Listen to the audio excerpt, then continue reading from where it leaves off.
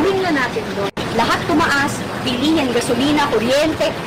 Diyos ko, ano lang bumababa? Sabi nga na, panty na lang eh. Alam na gawing batas at may planong gumawa ng batas. Dahil ang Kongreso at Senado, ang ginagawa po niyan talaga ay gumagawa ng batas, hindi nagbibigay ng ayuda. O galing na ho mismo dyan kay Ma'am Vice Ganda. Wag daw ho nating iboto yung mga politikong puro ayuda. Hayon na nga mga kababayan. Kumusta ho kayong lahat? Welcome back sa PH Update. Muli ho tayo nagbabalik sa panibagong reaction video. Hayon na nga. Nag-live ho itong third floor na kung saan kasama itong si Ma'am Cathy B. Nakita ho natin senior sa FB. Ito talagang si Madam Pamela. Alam mo kung pinakyat mo ako, Madam, hindi ka na OP. Yan ang nga ba sinasabi natin. Dapat twinny tayo. Kaso hindi mo pinaakyat eh. Aakit talaga ako eh. Yung problema, ayaw niya. Sir Marlon, thank you ha. Dapat talaga aakit tayo eh. Ayaw niya. Hayaan niyo na. Ganyan talaga yan. Ayun na nga mga kababayan. Rekta na ho tayo dito kay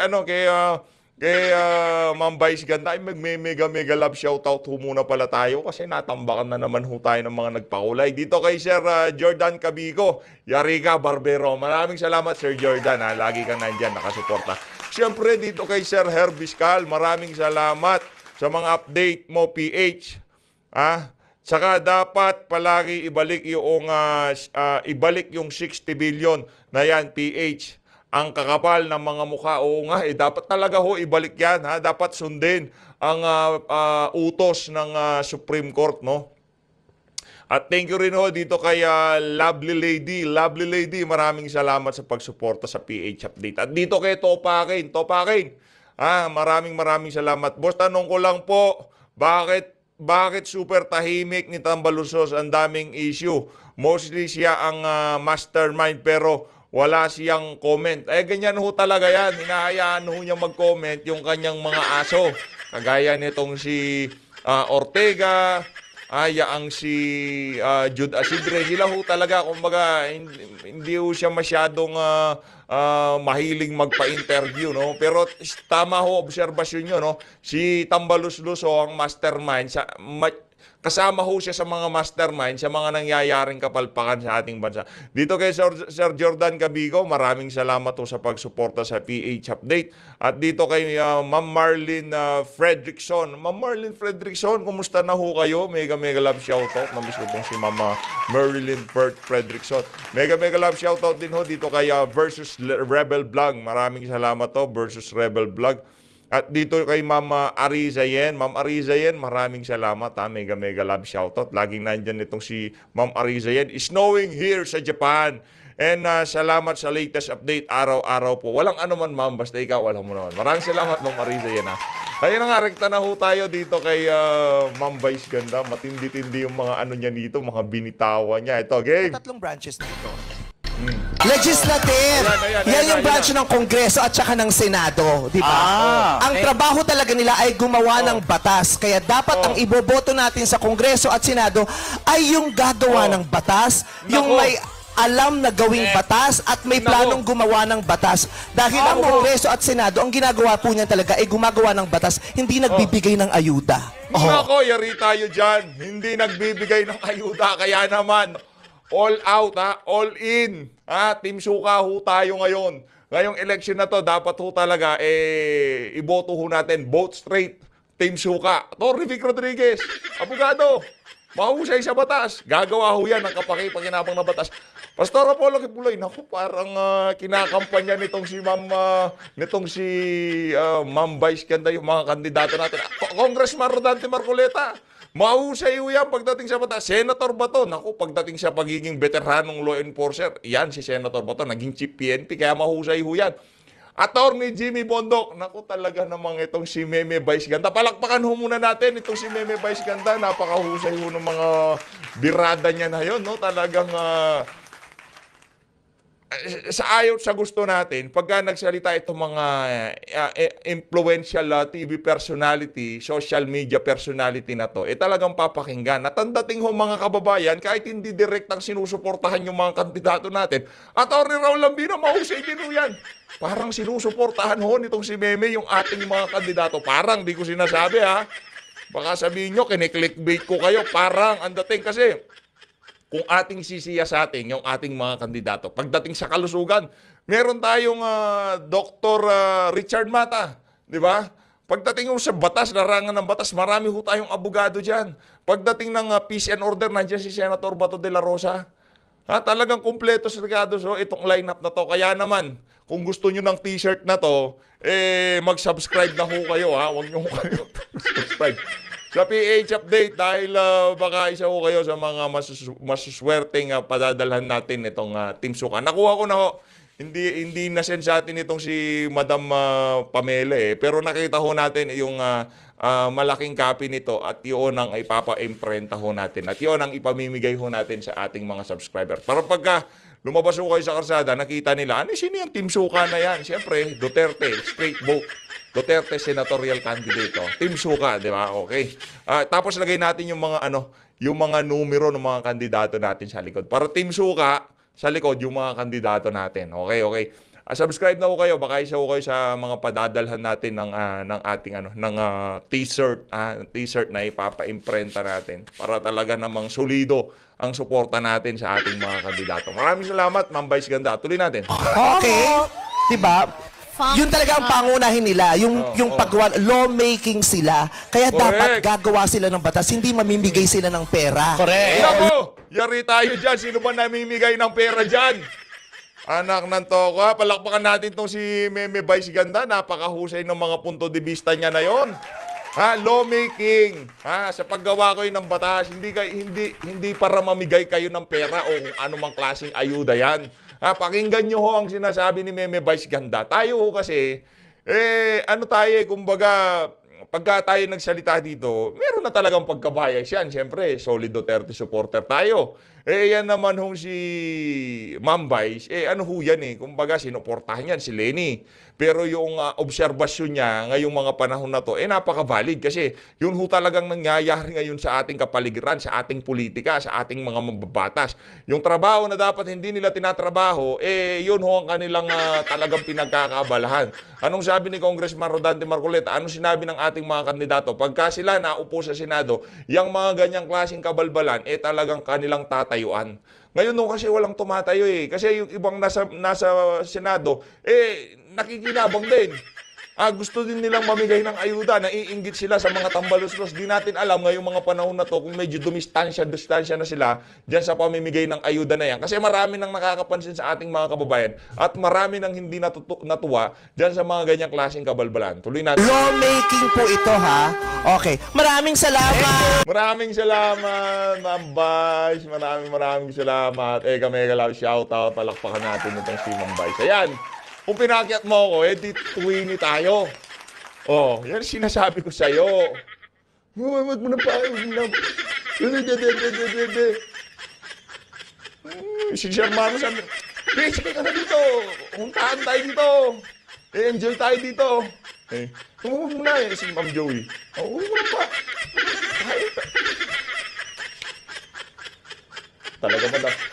Pero, sabi ko sa'yo ito na. Umpisa na natin to. Game. Marami nag-usap. Ba't ganyan kayo? Nagmukha tuloy ako.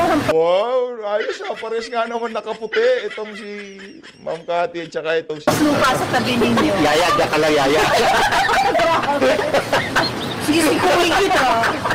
Nakakabwisik yung yaya. Grabe. Okay lang naman. Yaya naman ako talaga ng aking buhay. Kumusta kayo? Ay, andyan pala si Ganda. Oy, Toriro. Kanina ako lang yung maganda. Ngayon sa Salawag ka. Salawag. Bahay niyo. Ano, busy ka? Nag-shirt ka mo. Busy ka? Joey ka dyan. Hello, Miss Joey. Congratulations. Ako, bilib na bilib ako dito sa batang ito. Kasi, kahapon, yung quotable quotes niya, Marlon, doon sa kanilang press conference, talagang yun yung na tumatak sa isip ko when she addressed the concern na si Ace Barbers, Representative Barbers, kept repeating and trying to insult yung vloggers na kinasuhan nila, pinapatawo sa Kongreso na ganyan ba kayo pinalaki ng magulang nyo? Finally, si Joey had the stage and the opportunity to answer him and say na ganito ako pinalaki ng magulang ko, tinatayuan ko yung mga abusadong kagaya mo. Galing. Joey the Drunk. Galing. Oh, di ba? Ang Sarap gawa ng code card nun, ah. hindi ko nga nagawa ng code card, pero yun yung post na ginawa ko at saka tinag ko sa kanya kasi yun yung pinaka-striking. And Marlon, alam mo kahapon, while watching, no, yung alam mo yung cheer ko for Joey, biglang nag-die down kasi nung si Cathy na, umiyak ang lola ko. So welcome to our show, magbumati ka naman sa ating Magandang, brunch. So, magandang umaga, napapatanghali sa inyong lahat. At eto kami, fresh. fresh sa ilalim ng araw. Dito na si Badong Arapilis. Uy, kamusta Kuya Badong? Kuya Badong, hello. I think galing siyang Hong Kong. Parang nakita ko siyang galing Hong Kong. Sa mga taga-Hong PH Kong update nandyan din, no? Dahil nandito si Cathy. Nung kami lang ni Marlon, hindi ka nanonood. Ngayon nandito si Cathy, sumasamba. Madama, nanonood ako. Nanonood ako. Hindi lang ako nakakapag-comment kasi medyo busy. Masaya akong nakikita. Iisang frame, nandyan yung mga idolo. Siyempre, magko-comment ako. Baka nagko-comment ka pa. Sasampahin kaya na. Sumampa ka kaya? Sampa ka kaya, PH? Dali, Sampa ka. Pwede, no? Sampa ka pa. Yun, number Hindi, 50. Si Sir Marlon, sampa ka, PH. Kung pinasampa ako, di nakatusuka tayo. siya kailangan niya ng filter. So please, bati muna, Miss Cathy. Magandang umaga sa inyo. Ngayon, it's almost weekend, Thursday. And again, yung ating mga kandidato, huwag niyong kakalimutan kasi kailangan natin ng tunay na pagbabago ngayon. Kung ang administrasyon, Joey, yung alam mo yung administration na right now, kailangan nating baguhin ang mga bagong leader natin kasi ayaw natin ng mga Si Ate Jo. Nandiyan si Ate Jo. puppet sa gobyerno at takot at walang paninindigan. Yun. Agad-agad naman yun, Miss Cathy. Alam mo, guys, when Marlon and hindi lang okay nang para sexy ka. Para sexy ka. O, PH ka. Tama na, ibablock kita. Tapos ibablock mo pa ako. Ay, naman to ako. Pagbihira talaga to si Madam. Ano ba ginawa ko sa'yo? Bakla ka. Gigil mo ako. Hindi, tawag dito. When I decided today, kanina no, maaga-maaga, sabi ko, Marlon, pupuntahan na lang kita dyan sa area mo para hindi na siya mapagod. Kasi boss ko to eh. Ibibili ako to ng kagaya ng t-shirt. Kasi lagi akong lagi akong nasa... Wow! Unique ba ako? Kasama ba ako dito sa show? Ate, thank you sa t-shirt na bigay mo. Ay, tapos sa akin ang binigay mo. So, kami t-shirt. Dapat sabi ko, bakit sa kanyang guest? Kaya ko sinuot, Ate. Dito mo na yun. Ito nga nag-rubber shoes. Okay, hindi pa na... Lagi namin kinakatsyon si Cathy sa sortie na hindi pa namin siya nakikita na naka-sneaker. Oo nga, lagi ka naka-heels. Hindi gigilak sa'yo. Sampayin natin si Ma'am Joey. Paano nga? Paano ba? Paano ba Kaya naman eh. Kasusolusyonan pero... Sir Marlon, salamat ha. Mega love shoutout. Mega love shoutout sa'yo, Sir Marlon.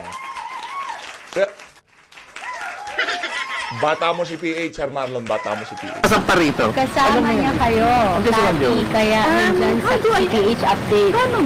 Paano mapasampa, no? Hindi nasampahan tayo ni... kasi Hindi, kasi nakalayo na eh. Naka-ano tayo, hindi, naka-ano tayo, Di pala tayo. StreamYard tayo, no? Sa susunod, mga... Susunod. Hindi dapat live po si Joey, di ba? Oo, dapat, no? Kaya lang, Namiss ka namin, Ma'am Joey. also, yun, nga. pumunta ka. Sabi mo, pupuntahan mo siya dito sa Alabang. Oo. Message siya. When I said na pupuntahan kita sa area ko, sabi ko, invite ko na rin si Cathy since nandyan lang din naman siya sa neighborhood namin. Lalabas lang naman siya ng village namin. Magjo-join na rin siya dahil kahapon ay isa na namang makasaysayang event ang nangyari at isang katapangan na ipinakita ng grupo ng mga vloggers na pilit pinapatawag sa Kongreso dahil di umano ay dahil sa gusto nilang binigin ang fake news. Yep. No? And kahapon pa, dalawa yung malaking story na nangyari. Okay. Una, We syempre, go with the yung, first one. yung preliminary conference na naganap sa Supreme Court kung saan ay harap yung mga petitioners sa pangunguna ni Atty. Vic Rodriguez at iba pang mga dekalidad na abogado patungkol naman dito sa Vicam anomaly. Tapos, nung nag-post si Attorney Vic sa Facebook, viral agad eh. Diba? Ang dami yung traction agad. Tapos, kinahapunan, nagulat tayo. Nag-viral din yung post naman ng mga vloggers kung saan ay nagsampa naman sila ng libel case sa Quezon City Prosecutor's Office. Quezon City, yes. Ayun. So, Please tell us about it. What was the trigger point at naging deciding factor ninyo na on top dun sa petition na sila pa natin sa Supreme Court, no? We were there witnessing it also, na nag-file kayo ng mga individual cases against, is it an individual case against barbers or was it a group case? Well, kanya-kanya kami, kasi dapat talaga ganun, pero sama-sama kami. Basically kasi what happened there is, sometimes you don't want to do it eh. Kasi if you're fighting for something, parang hayaan mo lang sila, mo yun, lalabasin naman yung katotohanan, right?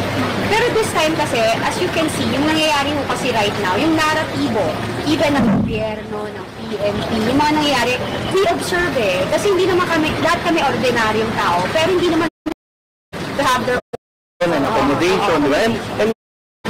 Kasi ang ng laban. I-restrict yung karapatan ng bawat mamamayang Pilipino nagkaroon na ng preliminary, wala pa rin silang kopya. Sa bayan ang magpakita. No. Like sinong doktor? Dun sa mga natin sa grupo namin, may vloggers na doctors, ang comment nila, it's either ang ginawa niyan, nagpa-fillers, nag-react, nag-inflame, kasi bawal yan, yun ang nila, baka uminom. Kasi you cannot drink if you do that. Kasi kung wari, severe allergy reaction, di ka naman nasuntok. Kasi pag nasuntok ka, sensitive yan eh. Of course, bawal ng liquor. At saka severe allergic reaction, ang gamot mo dyan, babagsak ka eh. Actually, buhay na buhay ka siya. Ang allergic reaction, ang talagang tinarget yung iPad mo. Yes, oo. Pwede naman puro pantal ka. Kasi si Cathy na-witnessin namin, konting inom ng di ba? Oo, nag-allergy ako. Ang pula mo dito, konti lang yun. Pero, pag ginamit mo ang salitang severe, bakit nakaratay ka? Exactly. At walang matinong anak ang magsasabing, ma, kailangan mo bumangon for the love of the country. Hindi naman. Kasi kung severe nga eh. Oo, kasi kasama na monitor ka yun. Kasi hindi mo alam kung ano yung next, di ba? Pwede mo ikamatay. Kasi even herself, naglabas, si Lisa Araneta, even herself, naglabas ng kanyang statement na meron nga siya naging allergic reaction. And the worst thing that also happened to her while suffering an allergy, di umano, bumagsak siya sa isang tinatapos nila yung kanya-kanya nilang mga sentence. As always, maraming salamat sa pagsuporta sa PH Update. Kung gusto nyo matapos yung kwentuhan na yan, itong third floor at itong si Ma'am Cathy Binat, punta lang ako kayo dyan sa third floor studio. Mag-ingat po kayong lahat. Mahal natin ang Pilipinas.